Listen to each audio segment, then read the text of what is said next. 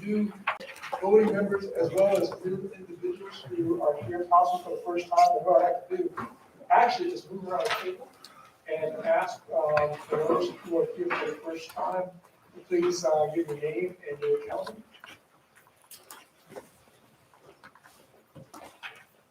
I'm John McLennan, Chair. Excuse me. On your thing here, if you press your button, you should either turn green or red. There you go. John McLennan, James City County Board of Supervisors Chair. Welcome. New for the moment. Anyone else visiting for the first time? I'm going to embarrass myself. Welcome. Councilwoman Lisa Lucas Burke. I'm not sure if it's your first time, it's perhaps my first time seeing you. Well, it actually is my first time in the person meeting. I was there for the virtual meeting part last year, so I'm glad to be back with you all. It still counts. Okay, thank you. With that, we're going to go to a little reminder here. Because we're masked, please try to bring your microphone closer to you and speak to the microphone because I think we're also being recorded. With that said, we're at item number 2, which is the approval of the agenda. But Executive Director Crum has a recommendation you'd like to make. Yes, Mr. Chairman, I would recommend so that we can take the action needed to approve the consent agenda. I know a lot of people have a lot of demands on their time today. While we have that quorum, could I please recommend that right after public comment, we consider approval of today's consent agenda? A motion and a second. Second.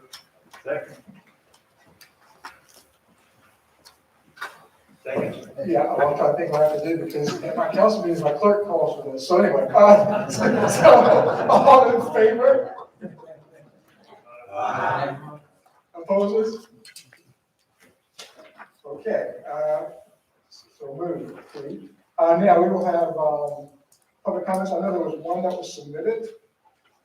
And I'm not sure if you have anyone signed up to speak. Okay, now we're going to move to agenda item number 4, which is the executive director's report. Well, actually, Mr. Chairman, we can now address the consent agenda, if that's okay, that's okay, sir, per the board's action. So, Mr. Chairman, HRTPO board members, our consent agenda today has the normal items such as our minutes, financial statements, some minor budget amendments. But I do want to bring to your attention today a couple of key items that are critical that we have action on today. First, item G is the 2021 CMAQ and RSTP selection process. Projects and allocations, we're looking for action for approval for that item. Something that is incredibly key to moving projects, and I know for VDOT to continue to get reimbursement for funds expended to move many of our regional priority projects is our 2045, letter H, our 2045 LRTP and fiscal year 21 through 24 TIP Regional Conformity Assessment Report, which deals with air quality conformity, which is really key. And then you also see we have a number of TIP amendments for transportation projects in Chesapeake, Isle of Wight County, Hampton Roads Transit. We have a multi-jurisdictional project for Hampton Roads, a project in James City County, a few in Newport News, and several others in the city of Norfolk. So really important that we have action on those items that they allow those projects to continue to proceed. Mr. Chairman, I would recommend that the board take action to approve our consent agenda for today. Mr. Chair, I would move for approval. Second. Any discussion? All in favor, signify by saying aye. Aye. Opposers, nay. Motion carries. Now, item number 4. Thank you, Mr. Chairman. My monthly executive director's reports included for the board's review. I'd be happy to respond to any comments. Just as a side note, I was kidding with our chair and Mayor Tuck before the meeting that December is supposed to be a slow month, but a quick look at the executive director's report. Mayor Tuck, we had you quite busy, sir, with the announcement of the Coastal Resilience Master Plan with Governor Northam. Mayor Tuck joined Chair Andrew McClellan from the PDC in presenting our legislative priorities to the Hampton Roads Caucus. Mr. Shepherd, Mr. Hippel, Mayor Tuck, and others were part of the celebration and speakers for the I-64 Segment 3 groundbreaking in December. And then finally, many of those people were also with us to celebrate the arrival of the HRTPO boarding machine. So quite an exciting month and really reflective of a lot of the progress we're making as a region. Mr. Chairman, I think as the board knows, this is a time where things are really firing up at the General Assembly. And I would ask your patience, Mr. Chairman, but I would like to include as part of my executive director's report a briefing on a couple of critical bills that are incredibly time sensitive that impact a lot of the work we're doing here at the TPO, also at HRTPO, and also at Hampton Roads Transit. So, Mr. Chairman, what I'd like to do is mention to the board a couple of bills. I'm going to ask Kevin Page to give some detail. I'll ask staff to go ahead and bring Kevin's PowerPoint up as he comes to the podium. And then after that, I'm going to work with Mr. Harrell to discuss some things related to transit. The first bill that Mr. Page and I would like to bring to your attention are two bills, House Bill 297 and House Bill 1059, that have been introduced and propose the suspension of our regional fuels tax. Mr. Page, I'm going to forward it over to you with the chair's concurrence for Mr. Page to give you a briefing on these bills and really a call to action as we all collectively work to express concerns in opposition to these bills. So, Mr. Page, I want you to say. All right, thank you. Can everyone hear me okay? We're trying to get our audio levels in this new mass environment here. And thank you, Executive Director Crum, and also thank you, Chair Tuck, both in your capacity here and also helping us with this, and Vice Chair Wesley and that. So thank both of you for your time and assistance, especially over this weekend, in developing these talking points and ultimately this presentation today. What I'm bringing to you today is House Bill 297, which is the legislation in your packet that's been provided in front of you. It's in the backside of that packet. House Bill 297 specifically reaches out and suspends, the proposal is to suspend the regional gas tax across the Commonwealth for one calendar fiscal year, 12 calendar months. The House Bill 1059 is a little bit more on an emergency situation. As you all may know, emergency bills, when they go through our legislature, go into effect at the moment that the governor signs that bill, provided it becomes law and it's not vetoed by the governor. So for us, for House Bill 297, obviously it's a direct drive into regional fuels tax. 1059 covers all fuel taxes in Virginia. So therefore, both have the same effect of the suspension of the fuels tax. However, House Bill 1059, if enacted, may actually dip into fiscal year 2022, our current year, at the time it becomes law. So as each provide that 1 year of timing, which would be effective July 1 or as it enacted, as I mentioned, under 1059, is that this comes at an extreme time when we're extremely busy as a commission. You know, a normal day in the office for us is currently the region, we are spending $1 million of this fund a day. That's a calendar day at the HRTPO project. And I see Mr. Hall in the back room. I'm not quite sure exactly what your burn rate is right now, but it's not at $1 million a day, but it's a significant amount of timing in our 6-year program moving forward. As this body knows, the Constrained Long-Range Transportation Plan and the TPO is very instrumental in providing the essential analysis that if we brought the Hampton Roads Bridge Tunnel online, and we had a hot network, this managed network, for 44 miles, that we could make good on our investments to our citizens for 30 plus years for congestion relief by providing that trip reliability of the express lanes network.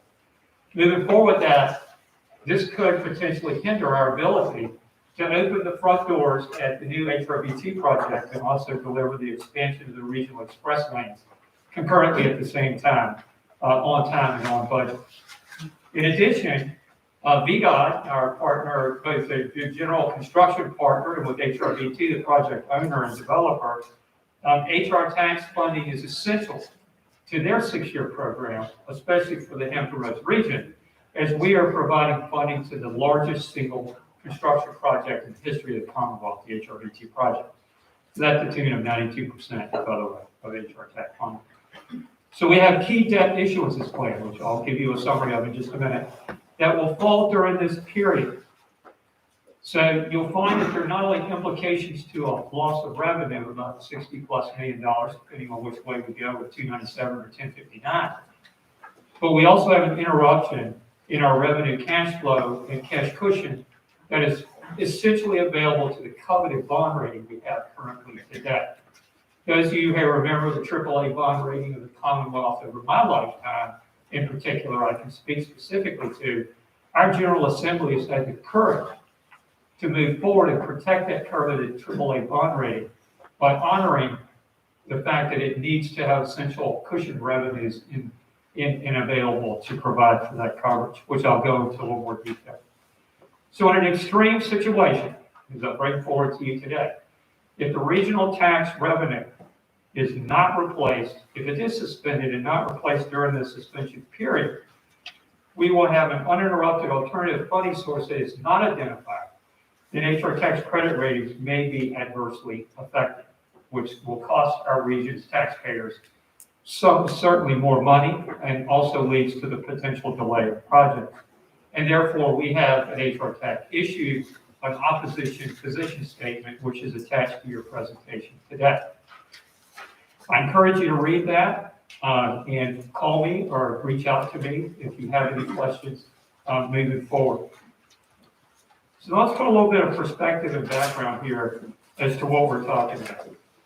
Currently, we have the fuel tax pledge to the tune of cooperatively, collectively, to $2.35 billion, that's with a B, of debt that has been issued based on the anticipated appropriated revenues of the General Assembly, which is our regional gas tax and sales and use tax combined.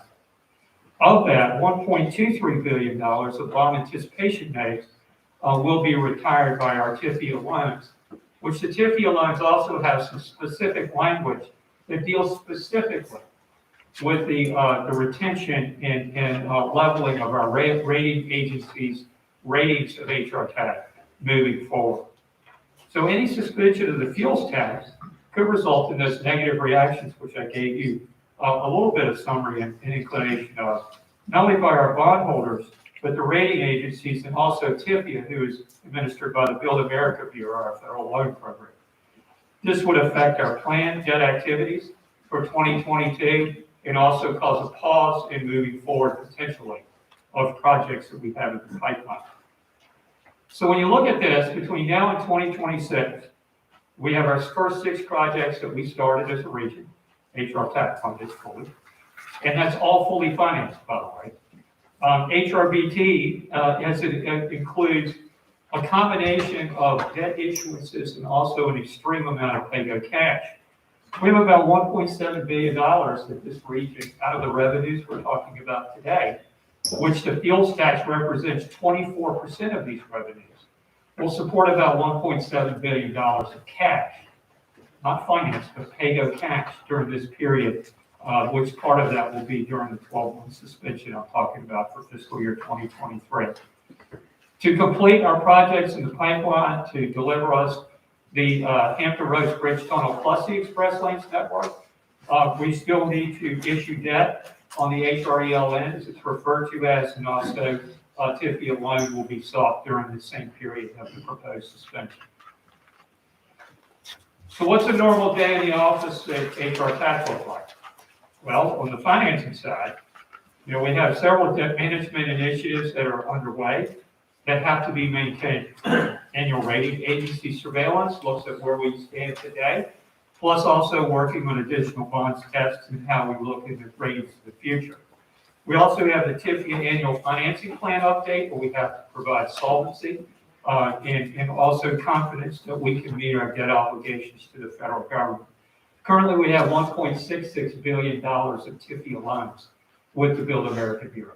So these are starting to add up here, all based on what could be just a $60 million suspension. So think about the countermandering and the counterlevering here that I'm not sure that the patrons were aware of. We're kind of unique in Virginia because we as a region lifted up 20 years of backlogs of projects and had the courage to move forward with those projects with the understanding that the General Assembly would honor its appropriation commitment as they had handed it to this region to deal with their transportation initiatives of the magnitude that we are, in the event that the Commonwealth had not been capable of moving forward with them. So I think in this relationship, we certainly have to think about where we are in completing not only the projects, but also the financing we have in play. Our bond anticipation note that we have for the first 6 projects is going to be delayed potentially for 1 year. Mr. Hall was capable of working with the contractor of record of the high-rise bridge to actually get the shoulders so that we have the maximum capabilities when we need them. The median shoulders to be built in, so there's a 12-month delay in that project, which will cause HRTPO to roll the ban over, which means we refinance the ban for another 12 months. Our rating has to be essentially creditworthy in order to do that. Any upset or interruption of the funding source could have an impact on that. In addition to that, we're moving forward with the HRELN, Express Lanes Network debt financing, which I've already given you a brief summary of. So here's where we are in the region. As you all have gotten to know me pretty well, I like to be transparent and provide the essential background data that you need before you to have confidence to move forward as you think about your position on this legislation that's pending. Just running down the left-hand column for FY 2022, I kind of call your attention to the handout because it's rather fine print. I'm under doctor's care on my eyes. I wear glasses, so it's a little hard for me to read that far away. Of the HRTF revenues we have coming in for FY 2022, for example, $204.678 million is available, and we'll be paying out of HRTF $688.8 million. So as we have an adequate cash cushion, if you look at our books today, I want you to see through this exhibit over the next 6 years that we go from having a very large cash surplus to only about $124 million when we complete the HRBT project and the HRELN project. That's where we are. So take $60 million away from that, 24% of the annual revenue of that by 2023, you can see where that leaves us. So our cash position will change over time, obviously cumulatively because of a 1-year interruption, but also the impact that we have going with the rating agencies is something that needs to be coveted and acknowledged by the General Assembly, just as though they would be acknowledging the protection of the AAA bond rating of the Commonwealth. Our HRTF subordinate lien debt, which are our 2 loans currently rated at A- by S&P and AA3 by Moody's. Anyone who's in the muni market knows these names, Moody's, Fitch, and S&P. Those are the 3 rating agencies we use here at HR Tech. We do not use Kroll, but they're the 4th one that's out of the market. HRTF also supports a Tiffany loan, which is currently BBB- rated, which is typical for creditworthy paper of toll roads of that nature. So we're in really good shape. That's the point I want to make to you all. When you think about that, under those 2 funding systems that I just talked about, our MAD, which is our maximum annual debt service coverage ratio, was at 1.38%. If we have a 1-year gap or interruption in that funding, we drop to 1.15 times the bond step. So the MADs will then, obviously, with the projected 2023 revenue loss, will drop us below what we would consider to be by the rating agencies as good paper. We would go from adequate to weak.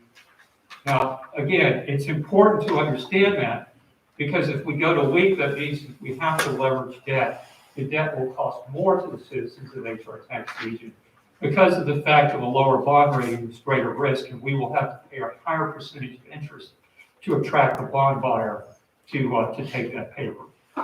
So there's a typical example for you there, the issues of the covenant bond rating. In addition to that, that interruption of time, also reflecting back to a previous slide, which you can reflect on later, is that we need to roll the ban for the first 6 projects. And also, we're looking at a cash optimization model or some other alternatives that could potentially save the region a significant amount of money in debt financing, because in 2018, the debt market was at a much higher percentage rate of interest. All this coming together in 2023, if you think about HR tax in the region alone, the 1-year suspension will cost our tax-paying citizens in the region far in excess of the $60 billion to $70 billion that's being attracted through the legislation and savings. So where we are, in summary, is I want to draw your attention to the very last bullet. I think it's an important. When rating agencies speak, I tend to always like to pay attention. Well, when S&P did our rating in 2021, in that report, talking about the Hampton Roads Transportation Fund, they said, quote, since the revenues generated from the dedicated tax can only be used for the construction of transportation projects, we, that's S&P, view it as likely that Virginia would reduce, it was unlikely that Virginia would reduce the dedicated taxes or not appropriate revenues. That added strength in the confidence of the rating agency to provide us the cash-worthy rating that we had at the highest level that we could achieve at the time due to our NABs and also our APT. I've been led to believe that this same language, for those of you here from the Commonwealth, was also in the rating agency's presentation about the issuance of debt by the Commonwealth Transportation Board and VDOT using the same regional revenue source for the I-81 corridor. So there's some confidence and some reciprocation here where I think it's important for us to be able to communicate and articulate the challenges that we have before us if this legislation should move forward. Chair Tuck, I'll turn the floor back over to you, sir. Sorry it took so long to get through this, but this is a very important and topic that I'm very passionate about, especially in understanding the courage that this region has had to move forward with a backlog of 20 years of projects, tackle mega projects that are the largest in the Commonwealth's history in the financing of those, and then how we move forward to instill some spirit enrichment for the legislature to continue to honor that commitment that they made to us when the HRTF was created and HR TAC was created behind that. So thank you, sir. Just very quickly, Mr. Chairman, tomorrow, first off, Mr. Page and I have been working very closely with all of your legislative liaisons. Very pleased that we are standing very united as a region in opposition, which includes our business community as well. We have another meeting with them tomorrow morning where we are going to be sharing these consistent talking points for everyone. So, Mr. Chairman, we'll turn it back over to you and see what conversation. Ms. Baker?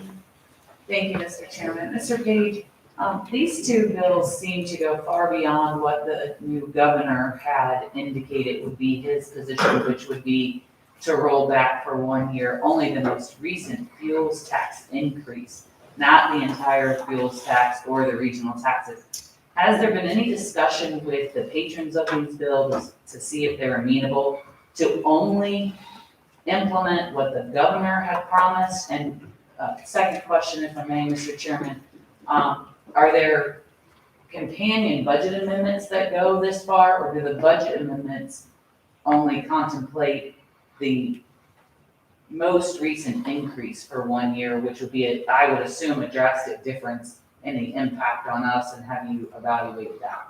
Thank you, Mr. Chairman. Okay, thank you, Mr. Chairman. I'd like to address Ms. Vick. She's asked several questions within her question. So first, I'd like to take this apart for just a little bit. I have not talked to either of the chief patrons of the legislation at this time. Wanted to get this out to the region today at the TPO meeting. We have what I'll call a rollout this week, legislative liaisons, et cetera, and then we'll work on that. This also has an impact for Northern Virginia. in VTC, or the Regional Transportation Commission, WMATA, which is the Metro Rail funding, which you know that's very coveted as well as PRTC, Potomac Rappahannock Transportation Commission, and the Central Virginia Transportation Authority in the I-81 fund.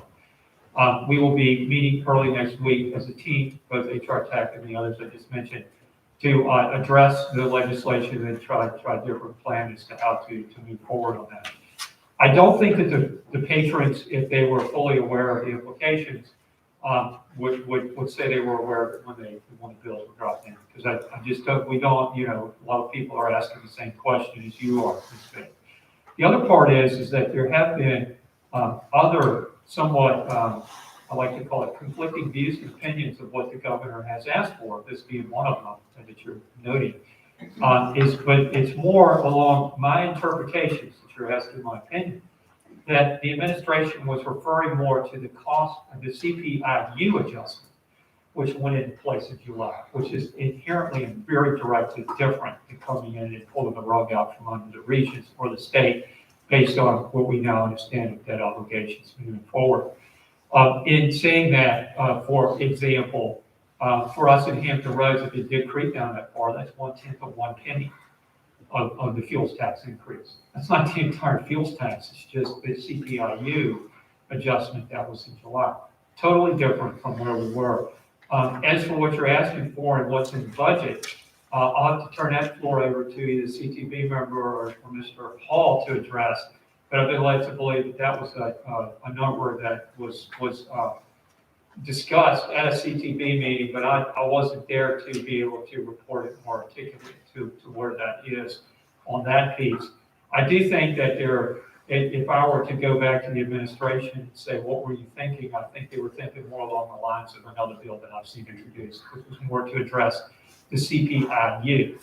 I want to be clear to everyone around the table here today is that I understand, myself being the executive director of HRTPO, how important it is to also think about the impacts to our citizens of where we are with inflation, COVID, and things of that nature.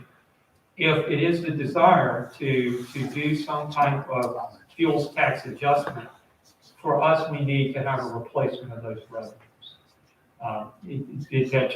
That's where I am on this, and that's why we're in opposition from a staff level moving forward. The opposition paper is that it's the funding stream that's interrupted that causes the problem. It's not the bill itself, it's the effect of the bill for what it has created. Without the backstop, as you mentioned, with a budget amendment, obviously that would come out of conference or somewhere in the deliberation of the House Appropriations Committee or Senate Finance as to how they will be deliberating. And I think I might know that I've read some news reports that we have a delegate here in Hampton Roads that's now chair of the House Appropriations Committee. So to that end, I think we have some opportunities for discussions, for clarification, and also moving forward to understand and articulate better the position that we should be taking on moving forward. Thank you.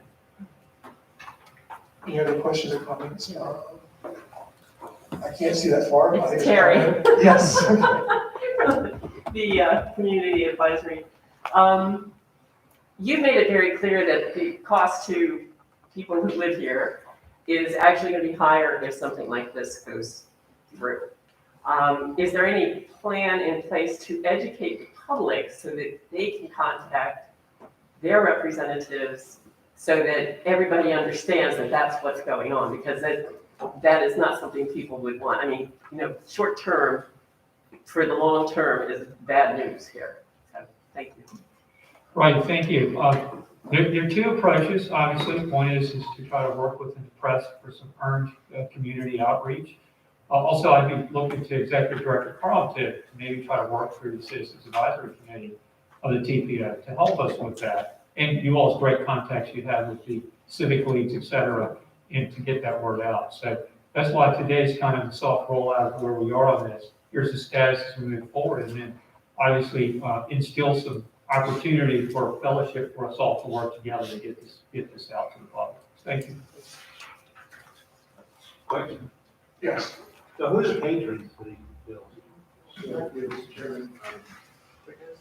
tickets, so the tickets bills are both use. Turn your mic on, please. The patrons of both bills are very unique in General Assembly. AC Mendoza, who is newly elected from the peninsula, is the patron of House Bill 1059, and Della McNamara is the patron of House Bill 297. Of course, neither one of those gentlemen were there when the HR Act was created.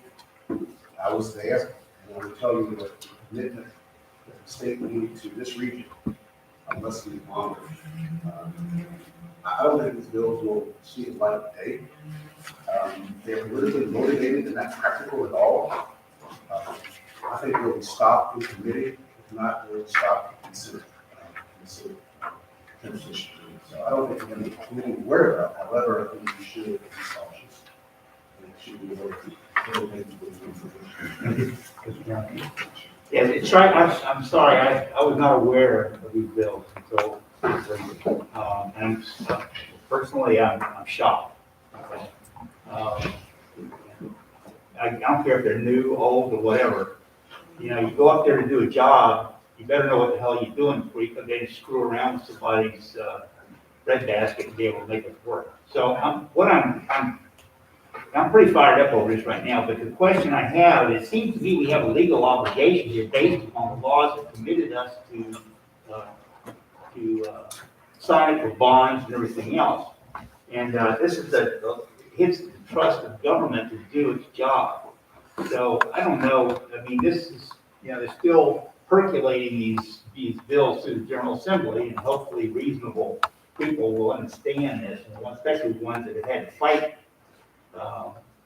to try to solve these things that we would never have seen.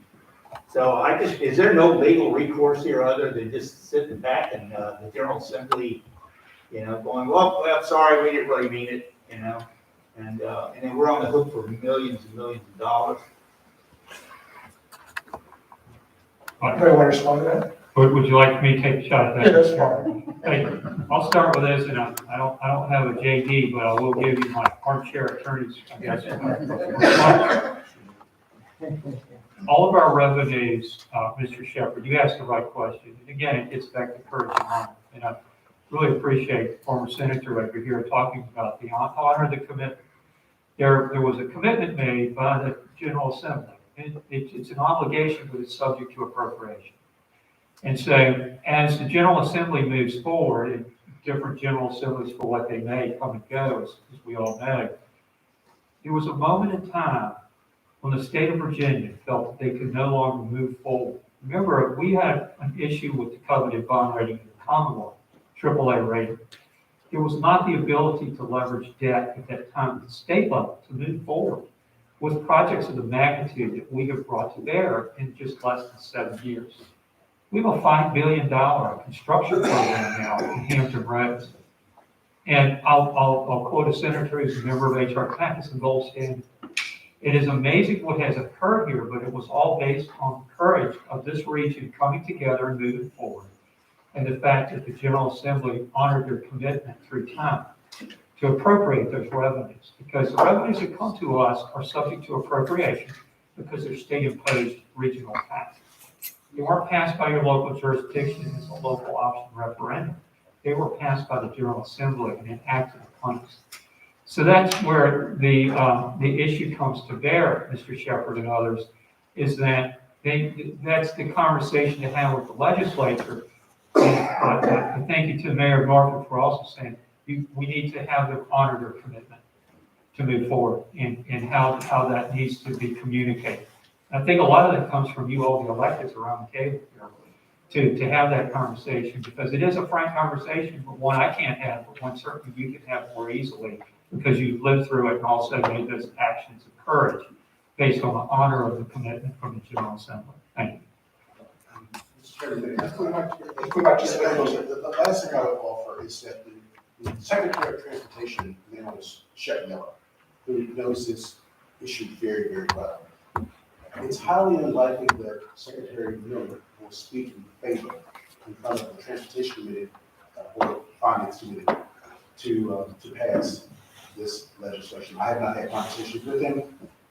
but I do know that, knowing you as most of you do, it's highly unlikely that we would speak in favor, or the administration will speak in favor of this bill. Also, I would add, having He served, will speak in favor of it? he is likely not to speak in Okay. favor, but I have not had that conversation with him. Because usually, bills like this, the chairman of the committee will ask if there's an opinion from the administration. Where is the administration on this bill? And either the administration will be silent, which is another indication that they're not in favor, or they will oppose a bill like this. Because again, the money will have to be replaced somehow in order for the state to honor its commitment. Also, I will add that I have never seen a tax that was repealed or interrupted and reimposed.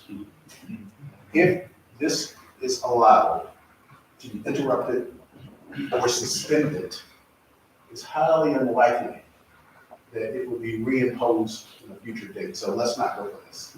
It's just not, it's not practical. Hey, one more question, Mr. Senator, ex-senator, previous senator, mayor.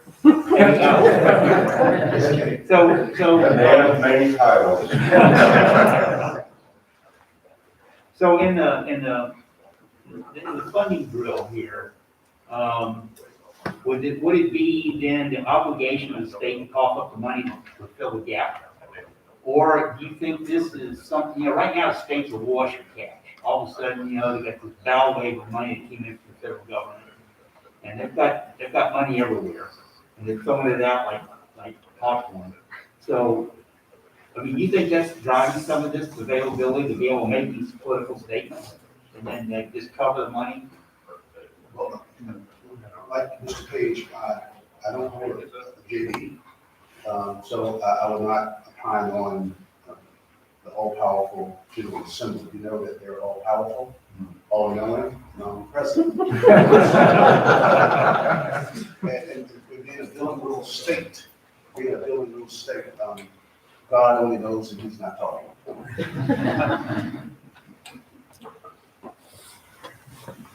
Any other comments? Mr. Hall? Yeah, thank you, Mr. Chairman. I would just say, I've been in discussion with the commissioner on this topic, and while there's no official position from the agency yet, we do share the concerns that Mr. Page outlined, specifically with this bill's effect on Interstate 81 funding, obviously HR tax, CDTA, all of those various tax entities that were mentioned. So, and there will be discussion directly with the patrons by the agency on this as well. Question, Mr. Ellis. Hold right on, please. Fred Stamp from CTV. Hold on, please, sir, just one moment.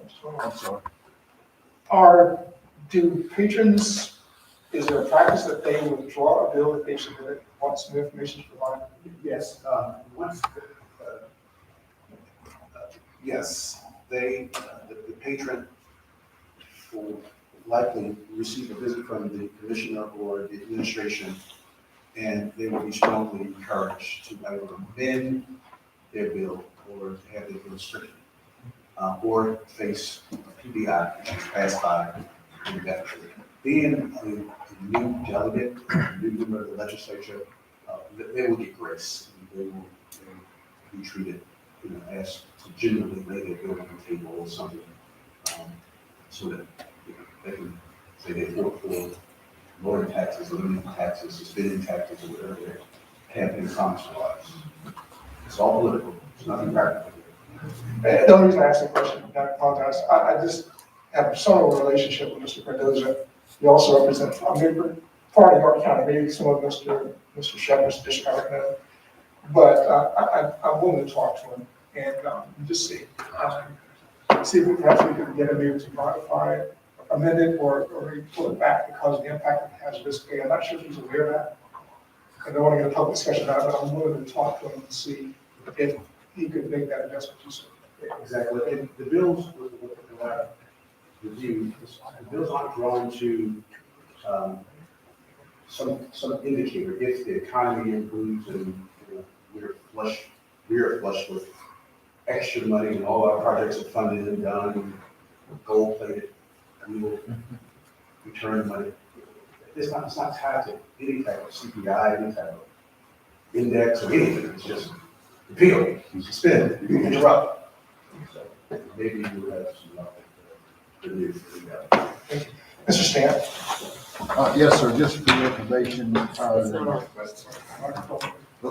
last CTB meeting took place the Tuesday and Wednesday before the inauguration and before Shep took office.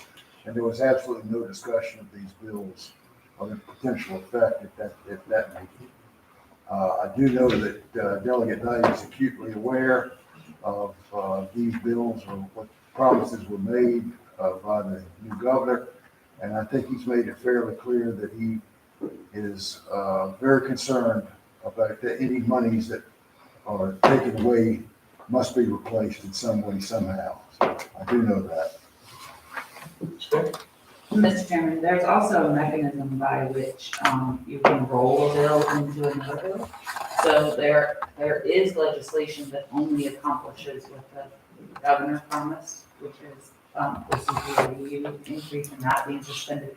So you might suggest to Elliot Cordoza that he just roll his bill into that one so he can be a co-patron. And if you need some credit for helping accomplish that, that might be a good solution. Great, thank you. As I said to Mrs. Observation, she and I were there together, we reached over to some, she was elected for two, Senator Stalin, I was very young.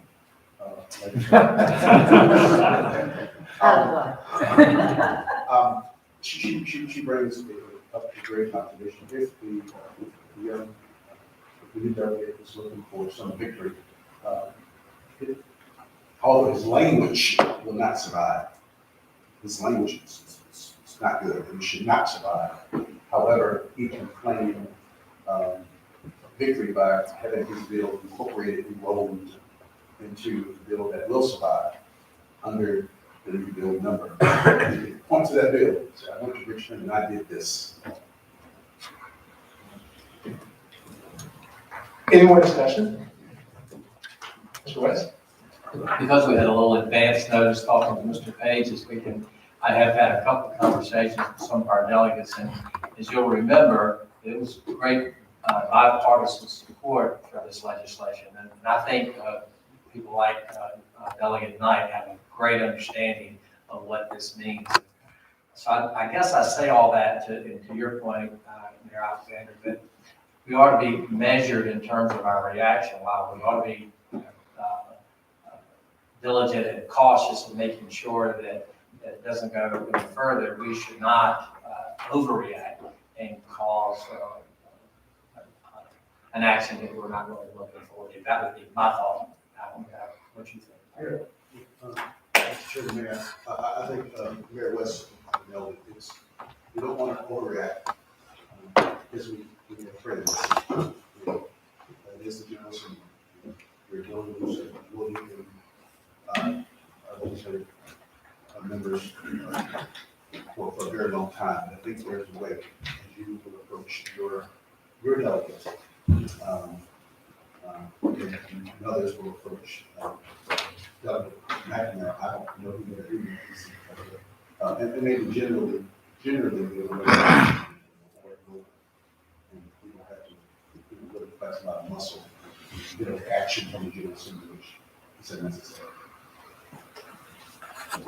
Mr. Chairman. Hear a voice, I see no. Oh, behind you. Staff has a comment. I think the roll piece is very good. If we lay on the table, that means it can come back at some point in a future legislature.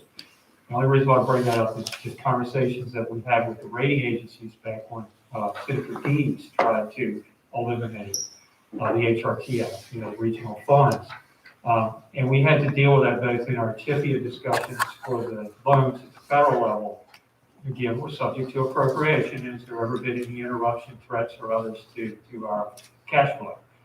So if it gets taken care of, like you mentioned, Mayor, early on, and Chair Tuck, if you're successful with others that the new patron represents, to enroll in another, roll it into the other bill, the language does quickly.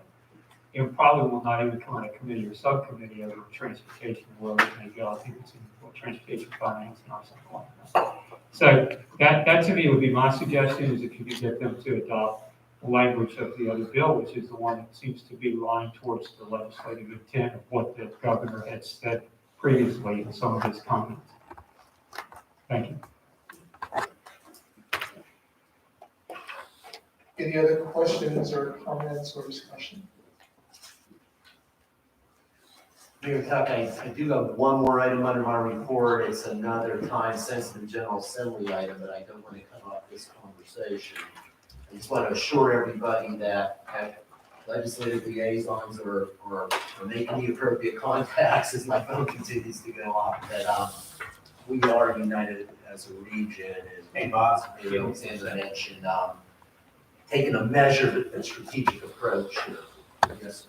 Yeah, before you leave, this, the one thing I would ask, Kevin, I really appreciate the briefing and everything, but unless you're bobbing and weaving out of the ifs, what ifs and stuff like that, it's very difficult to follow. I think it would be very helpful for a presentation to Cadoza, both the patrons, that you put this in very clear bullet form. I mean, don't what if it too much, just make it, if you do this, this is gonna cost this is the impact, stuff like that. This, the bond rating, what ifs and stuff can be really confusing, and I would just recommend that. That was my last comment. Thank you. So the second issue, first of all, Mr. Page, thank you, and look forward to continuing to work with you as we address those bills. The second issue I want to bring to the board's attention under my report, and I apologize, probably the longest executive director's report of the year, that we have another set of bills that would cap funding to Hampton Roads Transit. You'll recall that the General Assembly in the 2020 session established for the first time a dedicated source of funding for transit in Hampton Roads, which would provide HRT approximately $30 million per year to help them build a regional backbone network of 13 routes that would interconnect our HRT localities. House Bill 978 and Senate Bill 363 would eliminate about $20 million annually of that $30 million funding source. It would eliminate the portion of the statewide recordation tax, which is about $20 million, that flows to HRT, working with HRTAP to implement this regional backbone. Mr. Chairman, I might ask our HRT CEO to provide additional comments. William, thank you. Thank you very much, and I'll be brief, but similarly to the HR attack issue, which we fully support opposition, and we've been working very closely with Mr. Page and Mr. Crum as well as our legislative group. Just a reminder, in 2020, as Bob just mentioned, with the development of the Hampton Roads Regional Transit Program, which would allow 15-minute service along major backbone corridors throughout Hampton Roads. That's a game changer, as you know, because at this point, cities fund specific service amounts, and we patch that together into a regional system. So this really changes the framework for transit, and we're very excited with an October rollout with 15-minute service. We're planning on the peninsula. Right now, the peninsula doesn't have 15-minute service. Before 2020, when those funds were created for this purpose, Hampton Roads was the only region of its size and mix of service that did not have a dedicated funding program.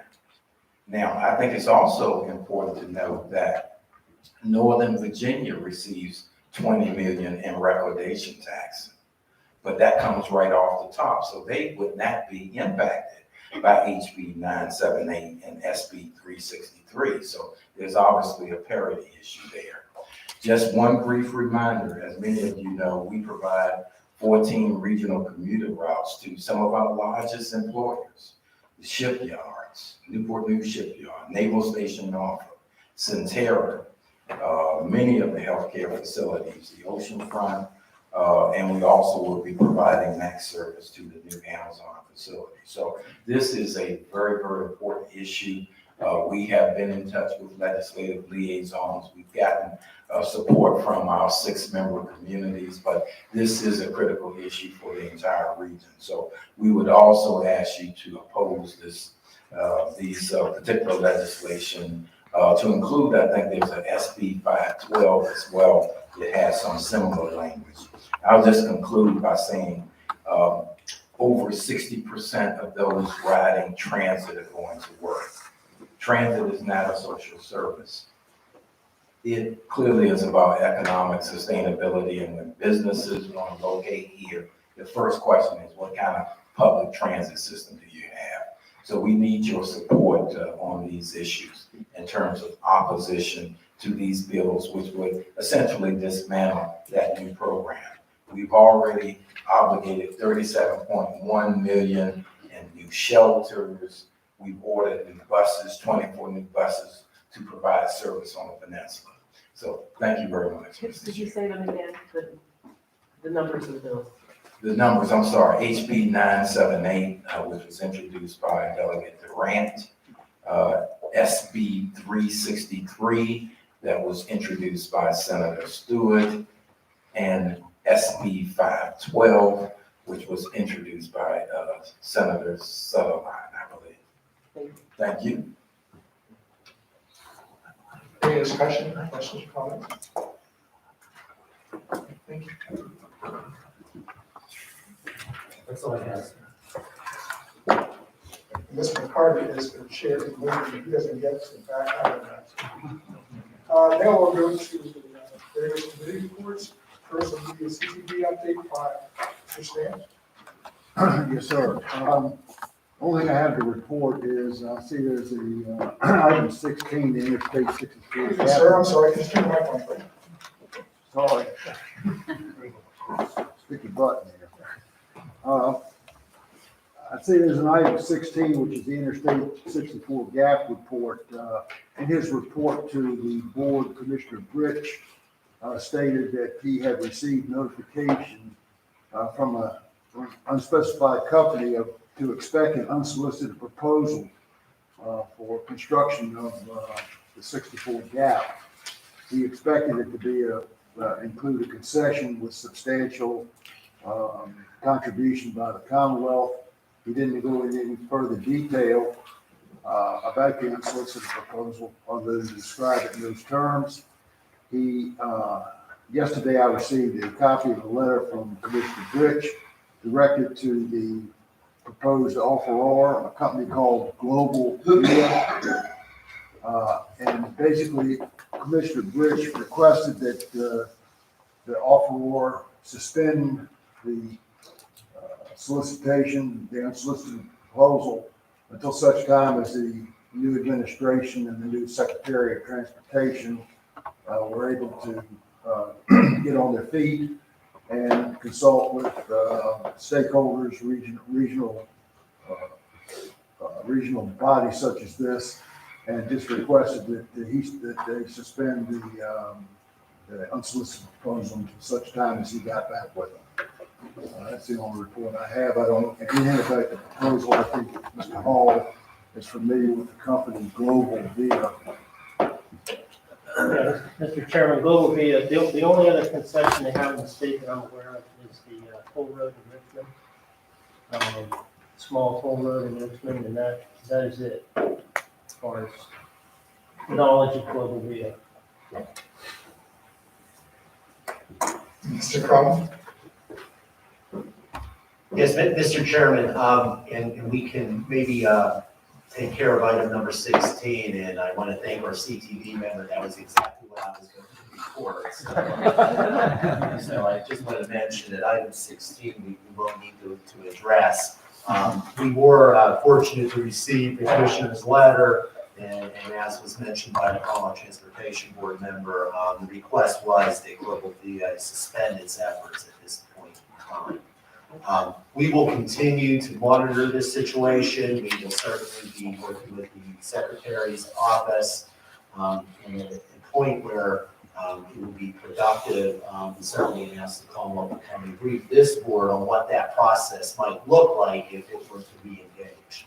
The only point I would add is, if the P3 rules have changed substantially within the Commonwealth of Virginia, if the state would view it as in their best interest to consider this unsolicited proposal, it kicks in a competitive bid process. So it's quite a different process now. But we were pleased to see the commissioner's letter, and we will continue as your staff to continue to monitor the situation. And I think that with that, we could sort of put a check mark beside item 16 as well. Thank you, sir. Mr. Chair, if I might too, speaking with the commissioner on this subject, certainly. Excuse me, could you put your microphone just a little bit closer? Sorry. Speaking with the commissioner on this subject, certainly willing to Mr. Crumb's point, changes in the P3 legislation, have one of the folks from the ABC come down and walk the board through what the changes have been, so there's more fidelity on what possibilities are, what the timeline is, what the process is. Great, don't turn your mic off, you're next. I'll save my comments until my presentation. VDOT update, Mr. Hall. Yeah, I'll just reserve my update until my presentation. I'm sorry, I didn't ask you. Okay, all right, next, let's see, HRTPO, there's no one present. Now we have the Airport Authority update. Thank you, Mr. Chairman. We have received quite a bit of good news since the last time we were all together. You all may be familiar with the infrastructure bill that was passed on the federal level. One of the programs within that bill is the Port Infrastructure Development Grant Program. Prior to the new funding that's part of that bill, we had applied for $20 million towards the upgrade of the Portsmouth Marine Terminal to convert it to an offshore wind hub. And we found out in late December that we were awarded $20 million towards that upgrade. So we're very pleased to receive that notice. Likewise, in the passage of the infrastructure bill, the Army Corps did a work plan similar to what they do at the end of a budget passing on the federal level. And yesterday released that work plan and said that $69.3 million towards the Norfolk deepening and widening project would be allocated. So what that means is now the Army Corps District can put forward a contract for the deepening of the Newport News portion of the channel and the inner harbor. So you may recall, we previously let contracts with state funding for the deepening of Thimble Shoals East and the deepening and widening of Thimble Shoals West, which will all be completed this summer. And then this will now allow us to continue to move forward with the deepening of the inner harbor and the Newport News sort of bend of the inner harbor. So we're very happy about that as well. We do have $266 million in the introduced budget for NIT North. You also may recall our volumes have been surging year over year. We wound up at the end of the year with a record 3.2 million TEUs, which is the best year we've ever had at the port. That's a 25% growth year over year. And so we've accelerated the need to modernize NIT North to look like NIT South. It will also, though, require, it's a much more expensive project because we'll also have to redo the berth because of the age and replace the cranes. And there's a differential in the cost because our partners at the Navy, we have a height restriction. Instead of cranes that boom up this way, they'll boom back, and they're just slightly more expensive. So all in all, it's a $650 million project. We've asked for authorization to fund the remainder ourselves and asked for $266 million. So any support that you all can share for keeping that in the state's budget, that will help us accelerate that project. We have awarded contracts for the Central Rail Yard project to begin. in the next month or so. We did also award a contract for the Chesapeake Bay Bridge Tunnel cover that's required as part of our dredging project. We anticipate that the bid for the Newport News Inner Harbor will go out within the next 60 days. Thank you. That's all I have, Mr. Chair. Transit agencies update, Mr. Hero, Mr. Trogdon. Good morning. We are preparing for the inclement weather. We just got a recent update from the Wakefield Weather Service that there's been a slight downgrade in snow totals from 6 to 8 to 4 to 6, but 4 to 6 inches. So we are certainly, that will trigger our snow plan, and we are currently projecting ending service Friday with the last trips beginning at 6:00 p.m. Of course, that's dependent on the manifestation of this storm. Saturday would trigger our snow routes, which is limited service along major corridors that we've coordinated with Public Works from each of the 6 member cities. So Sunday service, we haven't made a decision yet based on conditions. So just wanted to make sure everyone knew that there will be some adjustments in transit service, and we'll keep you informed. Thank you. Thank you, Mr. Chair. Yes, similar, we're certainly looking at the weather for this weekend. On a longer term front, just working on a couple of facility projects, and of course working with the region with the transportation improvement program on various capital assets and replacement and upgrade. So we appreciate all the support, and we're moving forward. MTAC update, Bob Evans. Good morning, everyone. Nice to be here with you today. The FTAC met in early December for its regular quarterly meeting. I'll have another meeting coming up in early March.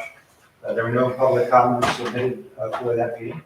The staff updated us on a variety of different topics, and we actually had a very good back and forth and shared a lot of feedback to the staff on several of the items that came up. After the meeting, we identified 2 new members that we wanted to have added to the committee, and I appreciate this board's approval of them by consent a little bit earlier. One of them is Lane Williams, a senior VP with Colliers International, and the other is Mark Land, who's president of Superior Air Freight. We also have identified a list of projects or topics that we are going to look into with the idea of outlining positions that are relevant for this organization and be supportive and be able to support for you and for the staff as we move forward. The last thing I want to do is talk very quickly, in the interest of time, about something that's coming in the future that as we're roaming around the Commonwealth, topics going to come up, and there's going to be lots of questions coming on. I thought it'd be good to share some information. Come the middle of 2022, we're finally going to have some electric vehicles, large electric vehicles that are suitable for commercial truck usage. Freightliner and Volvo, in particular, are going to be rolling out some products that are capable of going about 250 to 275 miles before needing a recharge. That's still a half to a quarter of what a diesel truck can do, but it is progress. And it's probably time for each of us to be thinking, as we are in various meetings, about being able to provide some funding sources to make those vehicles viable for use in Virginia. We have Volvo trucks being built in Dublin, Virginia. We have the Port of Virginia, which is a significant user of Class 8 trucks, and we have plenty of trucking companies here in Virginia that are supporting the economies, not just of Virginia, but a number of states on the East Coast. So if you hear an opportunity to talk about EV trucks and provide some support for charging infrastructure, as well as subsidies to make these very expensive trucks available for some pilot projects, I greatly appreciate your support in doing so. Thank you very much. Community Advisory Committee update, Terry Donovan. Thank you. Good morning, everybody, and Happy New Year. Mr. Crum included what we had covered in our agenda on our last meeting back in December. we talked about the Elizabeth River crossing agreement, and it's a start. So I just think everybody needs to keep in mind that it's just a teeny tiny step in the right direction. And we need to keep working on that. The other, I think, more important thing is that we really appreciate when you approve new members and bring new members on board yourselves. The two that you approved today in the consent agenda have great resumes, and I think they'll be very effective members. So if those of you who have holes in your representation on our committee would take a look and get names to Robert Crum over there, he's very good at picking and choosing. So please do that. And in light of new members coming, I'm going to announce my departure. I've been at this, I've lost track, it's 8 or 9 years. And usually you only have 6, but because we took on the PDC responsibilities too, we extended some memberships so that we wouldn't lose all the knowledge in one fell swoop. I feel that this has been a challenge and a pleasure, and I have enjoyed working with you all, and I will visit and stand up over there and give my opinion as opposed to a consensus opinion in the future. So thank you all for your support, and I look forward to seeing you in the future, but in a different way. Thank you.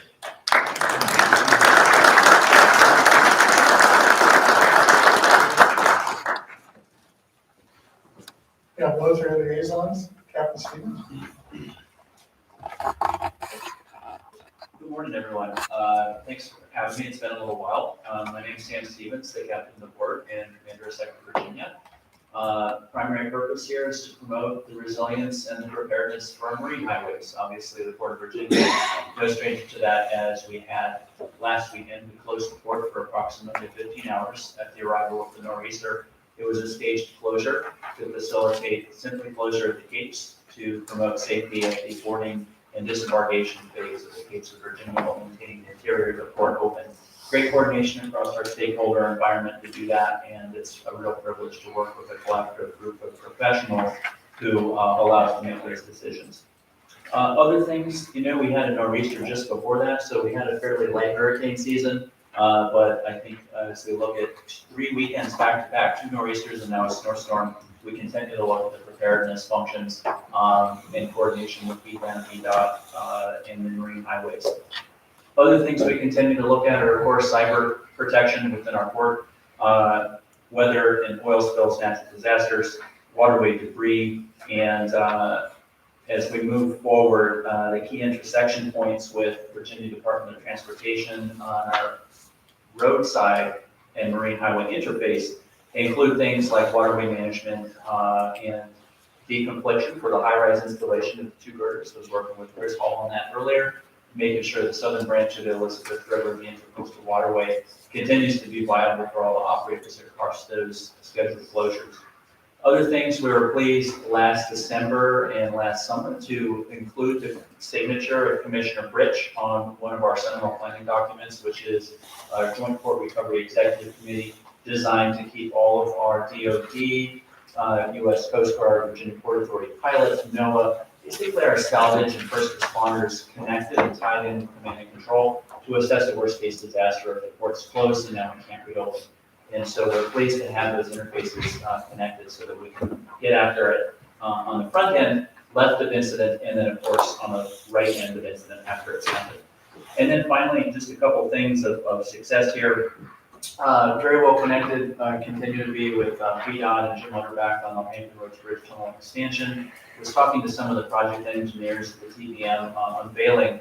We had actually some HRTPO partners who were first on scene to recover a man who was adrift and hypothermic in the water with a flotation device on, and it was a testament to having actually increased maritime activity out there that provided eyes on the water. We're pleased to have the Willoughby Bay Phoebus Channel and Hampton Roads flat safety zones implemented to allow for the quitting areas for barges and marine traffic. Of course, that provides additional overwatch for us as shenanigans happen with weather, but so far it's been a great coordination effort on that front. And any questions? I'll conclude my remarks there. Thank you, Chairman. Thank you.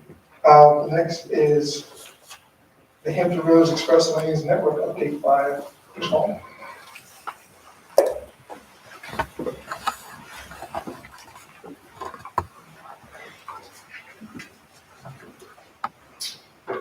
Thank you, Mr. Chairman. We'll get the slides up there. It's been a while since I addressed the board on this, and I just want to take a few minutes to walk you through where we are in terms of updates on the express lane networks and a few other updates on some of the ongoing projects we have, as well as introduce the board to another effort that we have going on with all of the various localities, and that is our traffic management plan that sort of the umbrella of dealing with congestion that we predict when we get all these segments under construction. So something I think many of you are familiar with this chart, just to sort of reorient for the folks that are new to this. We do have 7 different projects that make up the entire 45-mile network that we'll be delivering. We have some under construction now. We'll have it delivering before the end of calendar year 2025. And just sort of starting from north to south there, as we work our way down through Newport News, we have what we're calling the segment 4AB, which is the HOV to Hot 2 conversion, which will run us down to the vicinity of Mercury Interchange in LaSalle, where we pick up with segment 4C in the Hampton area, which will be the replacement of the eastbound Hampton River Bridge and the widening and rehabilitation of the westbound bridge, as well as widening that area to facilitate extending the 2-lane entry of the network into the Hampton Roads Bridge Tunnel Expansion Project. Then, of course, moving further to the south, we have the Hampton Roads Bridge Tunnel Expansion Project itself underway. And then as we get to the 564 interchange, this is one of the changes, I think, since last brief the board was, this was originally one project that would run from generally the Patrol Road exit there just before the 564 interchange all the way down to 264. We have segmented that into 2 different projects for the basically contract efficiency and complexity of that project. And we now have 2 different projects there, 1A and 1B. 1A being generally the area right between Patrol Road and Tidewater Drive, which will take care of the widening of those bridges and the work we need to do through that interchange that gets us the full 2-lane extension coming out of and going into the HRTPO through the 564 interchange. And then, of course, the remainder of segment 1, which takes us down to 264 there, that is the construction of the managed shoulder express lanes, which will be operational, opposing the current express lanes that run through their reversible lanes, which will give us that bi-directional capability 24/7. And then lastly, many of you are familiar with under construction, we have the segment 2A and 2B, which make up the last part of the network there that run from 264 all the way around to Fowler's Hill. So that's just a real quick overview, but one of the things that I wanted to also just cover is where we are in terms of our current design and procurement schedules. As I mentioned, our under phase 1 there, our segments 2 and 3 are under construction. I'll talk a little bit about the work on segment 2. You've been briefed on segment 3, Mr. Rutterback. But in phase 2, those projects that are currently in design, the segment 1 that I mentioned, we do have that project scheduled for award in October of this year. And I've highlighted in red all the construction dates just to make folks aware this is when all this stuff is going to start happening. So by April of 2023, we anticipate the contractor being fully mobilized in that area and having that project under construction. Segment 1B, because we did split those out, we are still working through the final determination of what that schedule is going to look like, and with Mr. Page on our funding plan for that. Segment 4A and 4B, this project will be different than the others. It'll be more the conventional design bid build. That will be under project award in September of '23 and under construction. This is the latest segment to come online in October of 2023. And then the one that's furthest along there is segment 4C. This is, again, the project in Hampton. This is a design bid build project. We will be awarding that project this summer. We expect to be opening bids in May, and then we'll go to the CTB for the project award in June of '22. We have 3 contractors shortlisted for this project. They're Shirley, which you're familiar with. They did both the segment 1 and the segment 3 work. Very reputable, reliable contractor in this area. Allen Meyer is the second firm. They did segment 2. Another very good contractor for us. And then the third is Wagman, which is very active in the state, very good bridge contractor. And so we feel pretty confident about the 3 finalists for our 4C project as we go into the final stages of procurement on that. And then, of course, our construction will begin. Really, we'll probably see some mobilization of the contractor later on this year, but the full barriers up, bridges under construction, beginning of 2023. So a year from now, we'll start seeing, full effort on those bridges in that portion of segment 4C. So just real quick, for those, just a quick update on those things that we have under construction. Again, many of you drive right by this project every single day. This is our high-rise bridge project, or segment 2A in the network, which runs from Bowers Hill there to 464. Right now, this project is, as Mr. Page mentioned, we did extend the fixed completion date of this project to introduce that the median shoulder lane, which will give us a future capacity of an additional lane there to be used as a hard-running shoulder, essentially, when we need that capacity. It's just being constructed that way. The gantries won't be up to use that. That'll have to be a future project. But the purpose was, while we had the project under construction, we could still execute that option, was to change the basic alignment of that project to accommodate that additional capacity and give us a little bit more flexibility in the future. But some good news here. The contractor is moving a pretty good pace.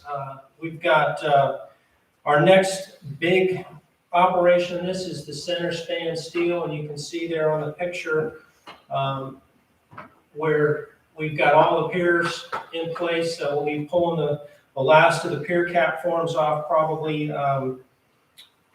early next week, and they will be actually placing starting to place the 3 center spans, which will complete all of the girder erection for the bridge. And that will essentially get us to where the only thing left that we have to do is complete all of our deck pours to have that bridge complete. So again, contractor's been working pretty steadily through the winter on this. A little bit of slowdown in terms of winter operations with pouring decks, but we've seen very good progress here. And just to give you an idea, those concrete girders are roughly between 120 and up to 200 feet long and about 8 feet deep. So that's about 3/4 of a football field long. There are 8 to 12 of those in each one of the deck spans. So a lot of work, a lot of great effort by the contractor out there to continue to keep this project moving. On the land side, you'll notice a lot of work in the median, getting ready to put the project in the second phase, where we're shifting all the traffic similar to what we did on the widening project, shifting all the traffic to the inside. Then they'll start to work on the outside, which really is mainly some drainage work, some reconstruction of the current original roadway, but sound wall construction is the other big piece there that will be underway throughout into the spring and throughout the rest of the summer. That's about 8 miles of sound wall on this project, so pretty significant effort there as well.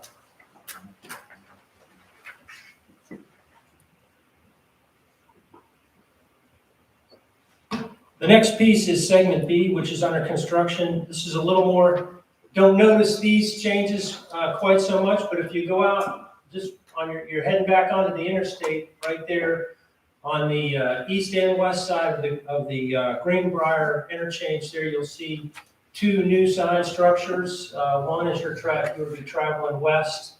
The smaller sign structure here on the right. These are the gantries and the sign structures that we're putting in place to affect that HOV to hot 2 conversion of the segment that will run from 264 and then link up with the high-rise bridge project. There are a total of 26 sign structures involved in this project. Not all are like these pictured. About 19 of these major sign structures are going in place now. That project is on schedule to be completed by the end of September, early October. There's a number of other activities that you'll see going on, the hanging of the instrumentation on the gantries for the tolling piece. This will all be, similar to the reversibles dynamic tolling system that will be going in on these structures.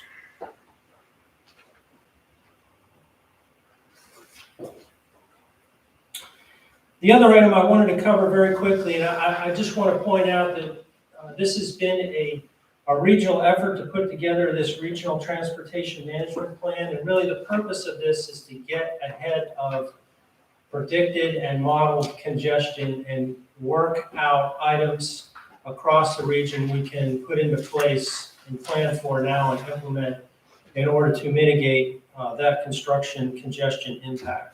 And so, as I mentioned, 7 various projects are going to be under construction simultaneously by the time we get to mid-year 23. So there's going to be a lot of barriers out, a lot of traffic rerouting and disruption, and we're trying to get ahead of that. So we've worked with all the different localities to pull together what we call the Regional Transportation Management Plan. And this is really a document that's going to help us not only govern how we implement the various strategies that were identified in the document, but also, effectively use of resources, how we can manage across all of those different 7 work zones efficiently to least impact traffic, ensure we've got consistent communications across the region, as well as avoid redundancy in cost and avoid any additional cost when it comes to traffic management. So we do have version 1 out. That is out for public consumption. There's a number of items in there that I will just bring to your attention. There are the organizational structure that we have laid out in there, and we do have, we will be meeting with the steering committee here by the end of, probably by the beginning of February, which will have key members from localities to help us manage resources and prioritize the strategies that are identified in this document. And again, these are members of the localities, particularly Hampton, Newport News, Virginia Beach is one, as well as our other partners, the Transit Authority and other partners that are decisively engaged in this. So the second piece being the technical subcommittees, which are already constituted, that have helped us dramatically put together the various strategies that are in this document. And they really sort of fall into 3 buckets. Those buckets are information, traffic management, and transit. And all of those strategies are really ideas that we can potentially implement in order to mitigate traffic congestion.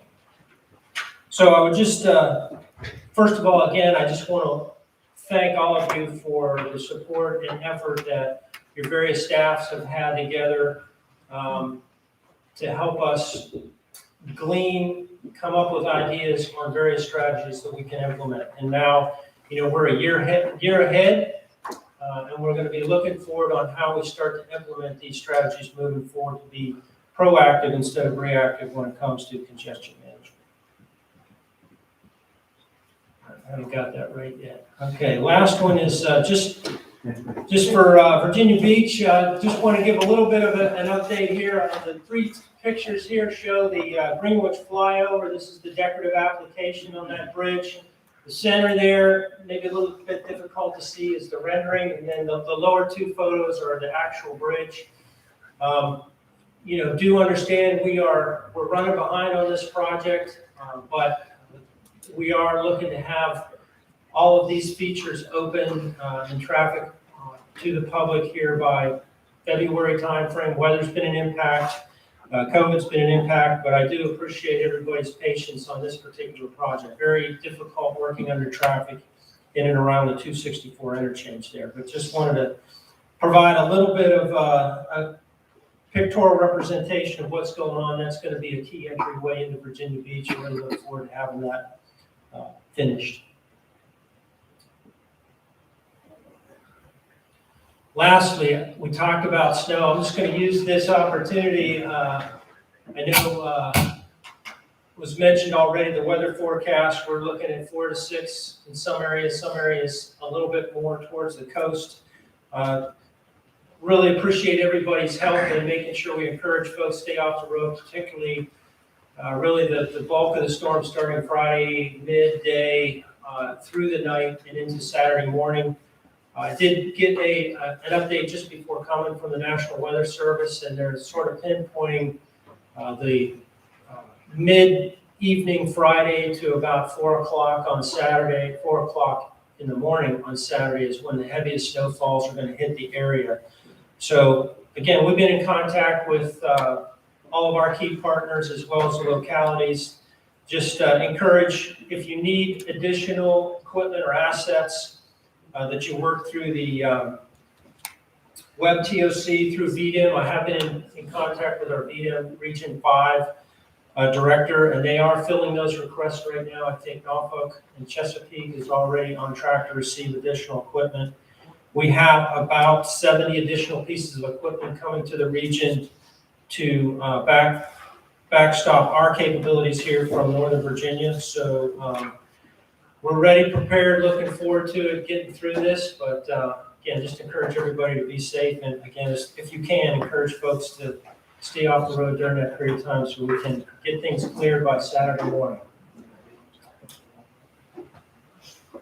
And that is all I have, unless you have any questions. Any questions for Mr. Hall? Yeah, if I could just make a comment, thank you so much for the work on the grand flyover. And there's also been significant improvement at the Woodstock 264 exchange there. It is now more effective and efficient, and user-friendly, so I just wanted to say that. We want to get out of there as fast as possible. No. Yes, sir. Any other questions or comments? We are about 2 minutes before the meeting is normally scheduled to end. We have one more report. So I'm going to ask Mr. Amaruso for your forbearance to present this in February. That would not be a problem for you. Only because the next meeting is slated to start at 12:30.